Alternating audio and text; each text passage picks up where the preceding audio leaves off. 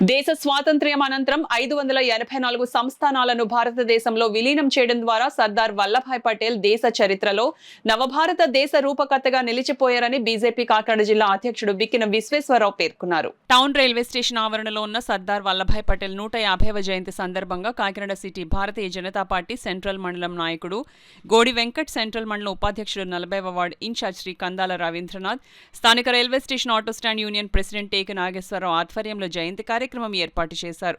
ముందుగా సర్దార్ వల్లభాయ్ పటేల్ విగ్రహానికి Bikkina Visweswararao, Enimireddy Malakondaiah, Godi Venkat, auto union president Teki Nageswararao, Kandala Ravindranath పుష్పమాలలు వేయడం జరిగింది. అనంతరం ప్రసంగించిన బిక్కిన విశ్వేశ్వరరావు స్వతంత్ర భారతదేశానికి శ్రీ సర్దార్ వల్లభాయ్ పటేల్ ప్రధాని అయి ఉంటే దేశ పరిస్థితి మరోలా ఉండేదని, పటేల్ దీక్షకు, దేశభక్తికి రాచరిక రాష్ట్రాల దేశంలో విలీనం చేసిన విధానమే నిదర్శనమని అన్నారు.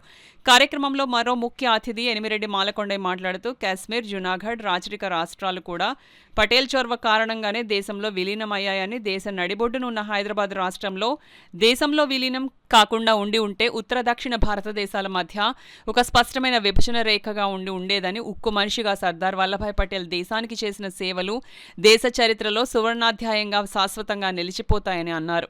అనంతరం ఆటో యూనియన్ కార్మికులకు మిఠాయి పంచిపెట్టారు. ఈ కార్యక్రమంలో భాజపా నాయకులు యార్లగడ్డ రామ్ కుమార్, సాహితీ వర్మ, కుండాల సాయి కుమార్, మాజీ కౌన్సిలర్ శర్మ, అరిపిరాల శ్రీను, కూటమి నాయకులు అడబాల రాజేంద్ర, బాబ్జీ, ఆటో యూనియన్ కార్మికులు పాల్గొన్నారు.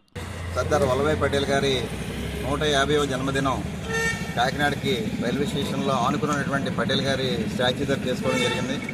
ఇక్కడ ఉన్నటువంటి ఆటో షాబర్లు, యూనియన్ వారందరూ కూడా ఈ కార్యక్రమంలో పార్టిసిపేట్ చేశారు. ఈ కార్యక్రమానికి ఈ మండల అధ్యక్షులు బోడి సత్యవతి గారు, వెంకట్ గారు, మా పార్టీ సీనియర్ లీడర్స్ మాలకొండయ్య గారు, అదేవిధంగా general secretary, vice president, party కార్యకర్తలందరూ కూడా మేము పార్టిసిపేట్ చేస్తాం.